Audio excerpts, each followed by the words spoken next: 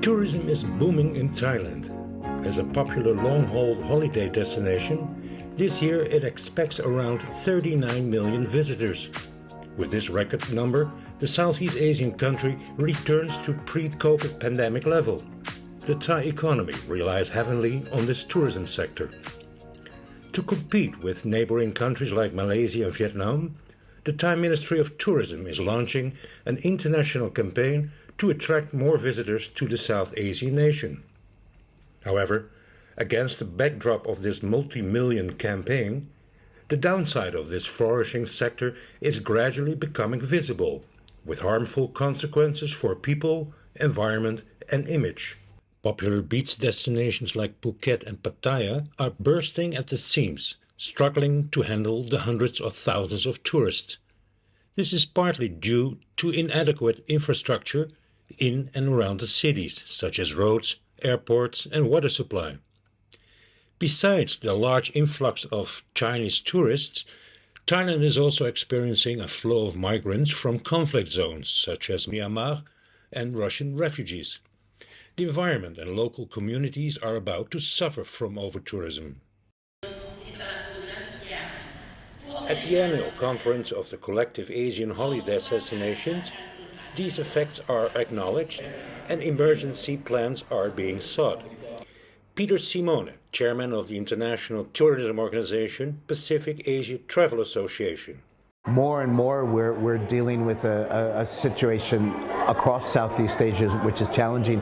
I'm very familiar with Bali, with Indonesia. It's really suffering from over-tourism, and the infrastructure isn't able to support it, and it's really starting to frustrate the local community. So I think that Bali's a really good example that's probably on par with places like Barcelona and Venice.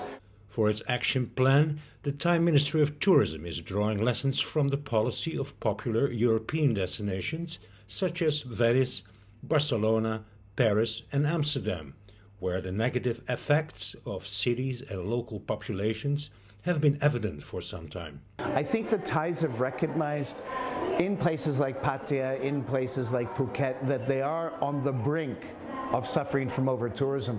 And so therefore they've been very smart about it, and they've started to say, we've got to disperse to secondary and tertiary destinations.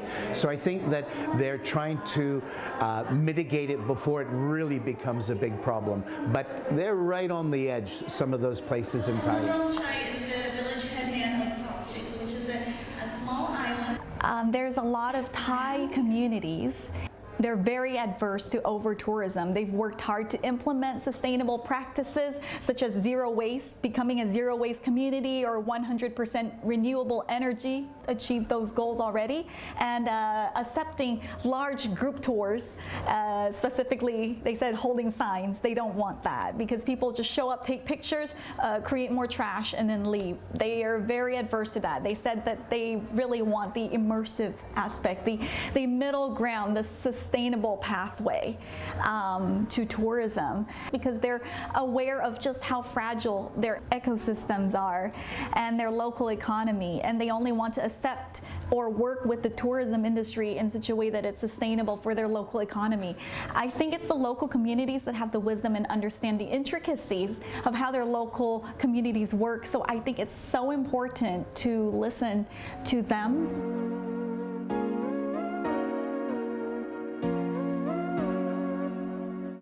People want to travel, and destinations want travelers to come to their destination. And it is imperative that destinations take note of this and also learn from the mistakes of other destinations. So when we talk about destinations, we need to look at the physical capacity and also the social capacity of that destination, how many tourists it can support before we see that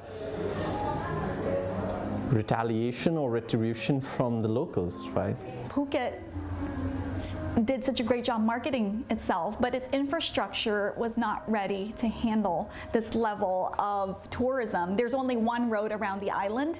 They're building another highway or overpass, but that's going to take about 3 years, and during that time that zone will be really congested. Phuket is flooding, so as there's more building, the real estate boom, for example, the land is sinking, it's flooding worse. So sometimes there have been a lot of instances where travelers couldn't get to the airport airport because there's one airport around the island and it floods, and there's one road around the island. It floods, you miss your flight. You know, people here would like to have more tourists. It's good for the economy, but once it comes, is their province ready? And I think what's so important is the model in terms of developing a destination. They say that preparing a local community to receive tourists is a 3 to 5 year process. So that means integrating, you know, helping them to have the language capabilities, making their products marketable so it's palatable to a modern audience, having the, you know, infrastructures in place to accept and receive, you know, tourists in whatever format. To evaluate the flow of tourism and reduce the pressure on beach destinations like Pattaya and Phuket, alternative destinations are being urgently sought, and one of them is the relatively undeveloped coastal province of Phetchaburi, located south from Bangkok, which is now being brought into the spotlight. We try to prioritize items based on our long-term strategy and short-term strategy, and that primarily dictates the direction in which we want to go as an organization, and also how we can act as a catalyst for tourism industry in Asia Pacific and beyond. So we're trying to reinvent the way that people think about sustainability. One of the things that we're doing, and you'll see this much more in the future, we're talking more about meaningful tourism.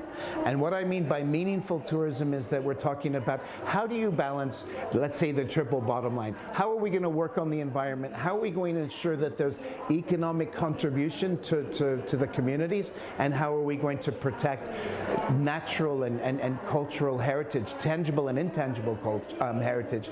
So very much about meaningful tourism. It's beyond just looking at tourism as earning money, but it has to be more than that. It has to contribute positively and in a meaningful way to communities.